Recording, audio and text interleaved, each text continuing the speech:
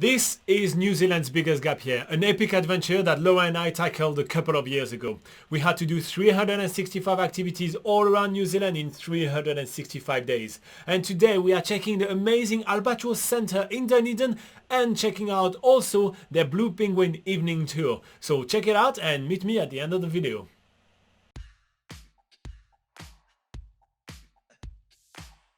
We set off from the Hogwarts Backpackers in Dunedin city centre and make our way to the Otago Peninsula around mid-afternoon, giving us plenty of time to go check out the Royal Albatross and also do some penguin spotting tonight.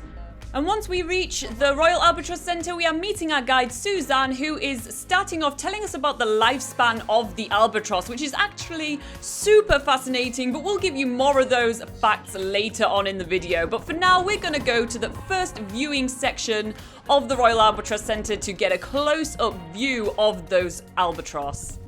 We are super lucky today weather-wise. It is not really beautiful weather, but it's the perfect weather to see the albatross. The albatross birds have an amazingly huge wingspan, which makes it quite hard for them to actually be able to take off. And a very windy day makes them really playful in the air because it makes it a breeze for them to take off the land.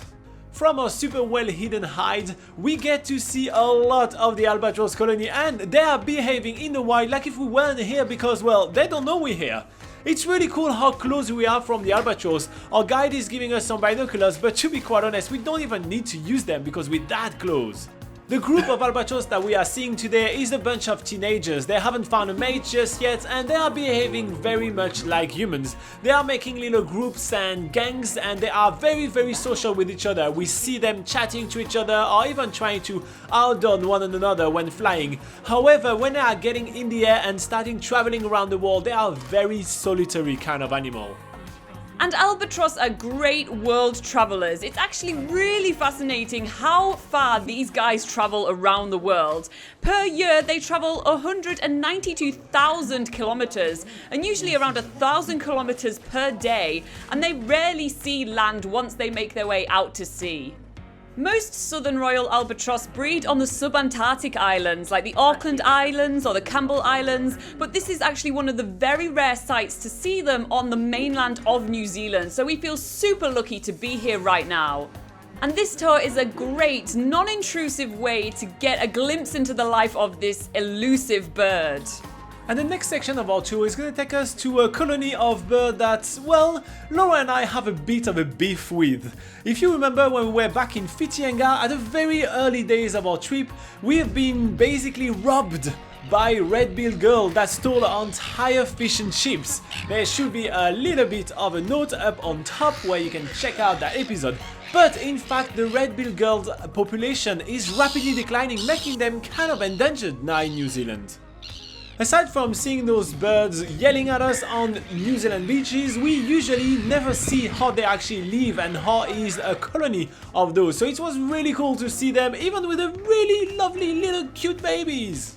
But our tour around the 45, the Tairua Head, is already moving on. Tairua Head was a military battery that was built in the late 1800s to protect New Zealand from nobody, because nobody ever attacked New Zealand, but because it has been built inside Tairua Head and not on top of it, it gives us perfect opportunities to check out all the surrounding bird colonies because it does not disturb them whatsoever. And this reminds me of the one last fact about the Southern Royal Albatross that I haven't mentioned, is that it is the largest seabird in the world with a wingspan of over 3 meters. Leaving the albatross colony behind, we go and grab a bite to eat in the Royal Albatross Cafe, waiting for our next activity. That's right, tonight we are heading to an elevated platform which has perfect views of a blue penguin colony. And while there are a few early stragglers that have already made their way to land, we are waiting for the main event tonight where we're going to see rafts and rafts of penguins coming into land to make their way to their hiding places for the evening. So right now we're looking for a raft of penguins, which is basically all of them swimming together, coming back to shore. So we are trying to spot in the dark a massive white patch in the water with a lot of wave because it's really windy. In short, I have no chance to spot them, so I'm leaving it to the professionals. So it's just there. Okay, I can see, okay, there's a really bright part, right? Are they Yeah. on the bright part or are they before or after? Closer this way. Okay.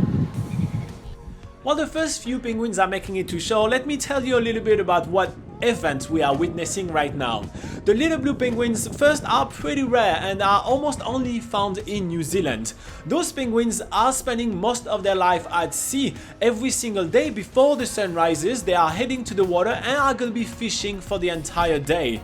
They usually fish alone, but when their fishing day is finished, they gather together in things that are called raft.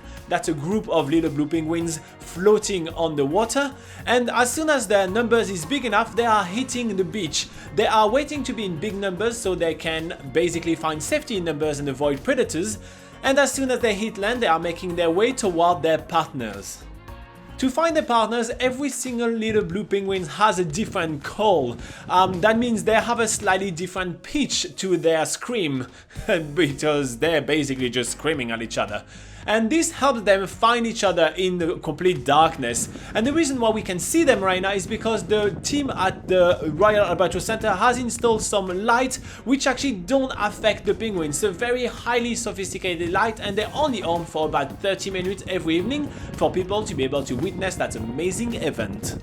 It's so awesome to see such a huge colony of penguins coming in from the ocean. And for me and Robin, this is our first encounter this close to the little blue penguins. We have prime viewing position on these platforms where we can watch rafts and rafts of those penguins coming in.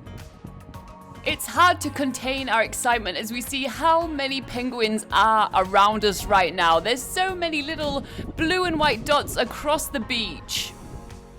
Needless to say, everyone is buzzing at this awesome penguin viewing, but there are a few rules in order not to disturb their natural behavior. For instance, we aren't allowed to use any flash photography because this can damage the eyes of the little blue penguins.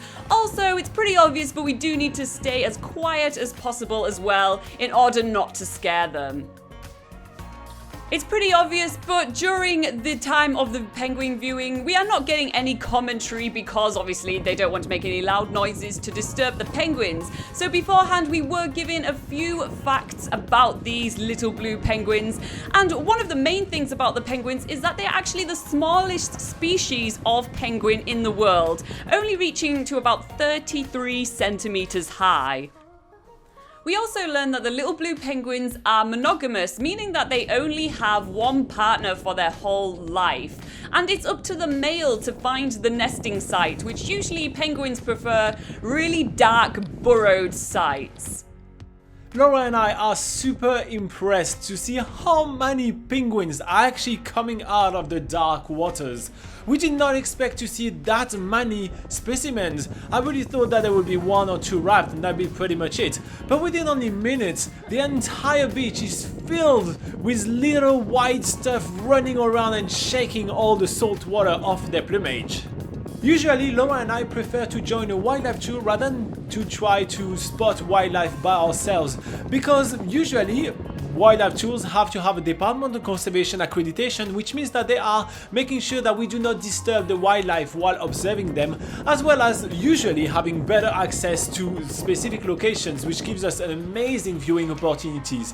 I am so amazed at how close we got to those blue penguins, and they really seem to not even know that we were here.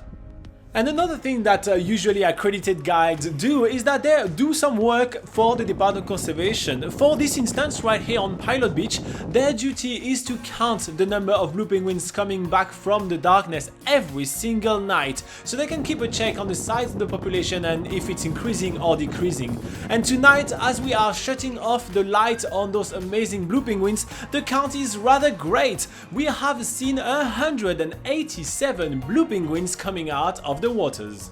Laura and I loved our time at the Royal Albatross Centre, and we can't recommend it enough when in Dunedin.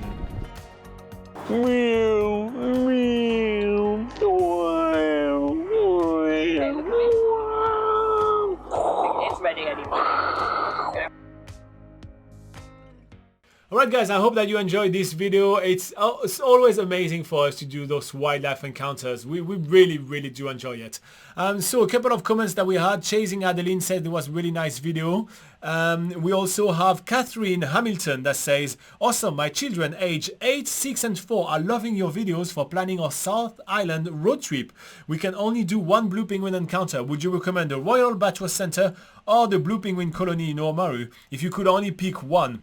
That's a really good question right here. I feel that if you are making your way all the way down to Oamaru, it's definitely an amazing place to visit. However, if you can only go to Dunedin and you want to you want to be able to do more things in the place that you visit, then Dunedin is the most accessible one. There is going to be more to do there, so that may be, when traveling with 3 young kids, the more accessible place to go to, in my personal opinion.